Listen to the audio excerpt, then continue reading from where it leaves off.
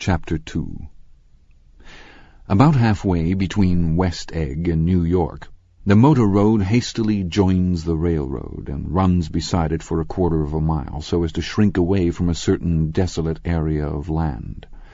This is a valley of ashes, a fantastic farm where ashes grow like wheat into ridges and hills and grotesque gardens, where ashes take the forms of houses and chimneys and rising smoke, and finally, with a transcendent effort, of men who move dimly and already crumbling through the powdery air. Occasionally a line of grey cars crawls along an invisible track, gives out a ghastly creak, and comes to rest, and immediately the ash-grey men swarm up with leaden spades and stir up an impenetrable cloud which screens their obscure operations from your sight. But above the grey land and the spasms of bleak dust which drift endlessly over it, you perceive after a moment the eyes of Dr. T.J. Eckelberg. The eyes of Dr. T.J. Eckelberg are blue and gigantic. Their retinas are 1 yard high. They look out of no face, but instead from a pair of enormous yellow spectacles which pass over a non-existent nose. Evidently some wild wag of an oculist set them there to fatten his practice in the borough of Queens, and then sank down himself into eternal blindness, or forgot them and moved away. But his eyes, dimmed a little by many paintless days under sun and rain, brood on over the solemn dumping ground. The Valley of Ashes is bounded on one side by a small, foul river, and when the drawbridge is up to let barges through, the passengers on waiting trains can stare at the dismal scene for as long as half an hour. There is always a halt there of at least a minute, and it was because of this that I first met Tom Buchanan's mistress. The fact that he had one was insisted upon wherever he was known. His acquaintances resented the fact that he turned up in popular restaurants with her, and, leaving her at a table, sauntered about chatting with whomsoever he knew. Though I was curious to see her, I had no desire to meet her, but I did. I went up to New York with Tom on the train one afternoon, and when we stopped by the ash-heaps, he jumped to his feet and, taking hold of my elbow, literally forced me from the car. "We're getting off," he insisted. "I want you to meet my girl." I think he tanked up a good deal at luncheon, and his determination to have my company bordered on violence. The supercilious assumption was that on Sunday afternoon I had nothing better to do. I followed him over a low, whitewashed railroad fence, and we walked back 100 yards along the road under Dr. Eckelberg's persistent stare. The only building in sight was a small block of yellow brick sitting on the edge of the wasteland, a sort of compact main street ministering to it and contiguous to absolutely nothing. One of the 3 shops it contained was for rent, and another was an all-night restaurant, approached by a trail of ashes. The third was a garage, repairs, George B. Wilson, cars bought and sold, and I followed Tom inside. The interior was unprosperous and bare. The only car visible was the dust-covered wreck of a Ford which crouched in a dim corner.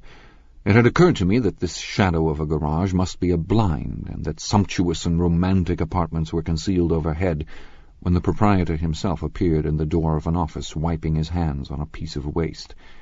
He was a blond, spiritless man, anemic and faintly handsome.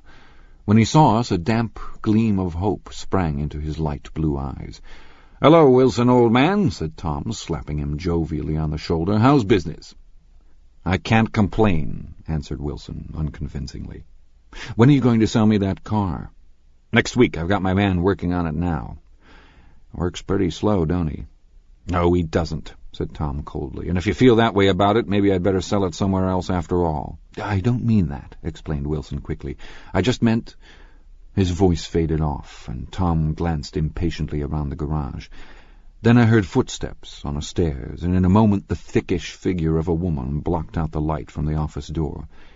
She was in the middle 30s and faintly stout, but she carried her surplus flesh sensuously, as some women can. Her face, above a spotted dress of dark blue crepe de chine, contained no facet or gleam of beauty, but there was an immediately perceptible vitality about her, as if the nerves of her body were continually smouldering. She smiled slowly, and walking through her husband as if he were a ghost, shook hands with Tom, looking him flush in the eye. Then she wet her lips, and without turning around spoke to her husband in a soft, coarse voice. "Get some chairs, why don't you, so somebody can sit down?" "Oh, sure," agreed Wilson hurriedly, and went toward the little office, mingling immediately with the cement color of the walls. A white, ashen dust veiled his dark suit and his pale hair as it veiled everything in the vicinity, except his wife, who moved close to Tom. "I want to see you," said Tom intently. "Get on the next train." "All right. I'll meet you by the newsstand on the lower level." She nodded and moved away from him just as George Wilson emerged with 2 chairs from his office door. We waited for her down the road and out of sight. It was a few days before the 4th of July, and a grey, scrawny Italian child was setting torpedoes in a row along the railroad track. "Terrible place, isn't it?" said Tom, exchanging a frown with Dr. Eckelberg. "Awful. It does her good to get away." "Doesn't her husband object?" "Wilson? He thinks she goes to see her sister in New York. He's so dumb he doesn't know he's alive." So Tom Buchanan and his girl and I went up together to New York. Or not quite together, for Mrs. Wilson sat discreetly in another car. Tom deferred that much to the sensibilities of those East Eggers who might be on the train. She had changed her dress to a brown-figured muslin, which stretched tight over her rather wide hips as Tom helped her to the platform in New York. At the newsstand she bought a copy of Town Tattle and a moving picture magazine, and in the station drugstore some cold cream and a small flask of perfume.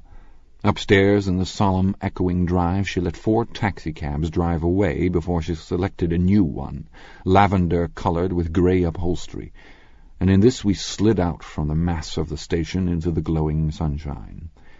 But immediately she turned sharply from the window and, leaning forward, tapped on the front glass. "I want to get one of those dogs," she said earnestly. "I want to get one for the apartment. They're nice to have, a dog." We backed up to a grey old man who bore an absurd resemblance to John D. Rockefeller. In a basket swung from his neck cowered a dozen very recent puppies of an indeterminate breed. "What kind are they?" asked Mrs. Wilson eagerly as he came to the taxi window. "All kinds. What kind do you want, lady?"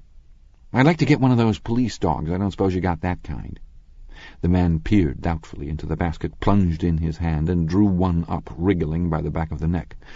"That's no police dog," said Tom. "No, it's not exactly a police dog," said the man with disappointment in his voice. "It's more of an Airedale."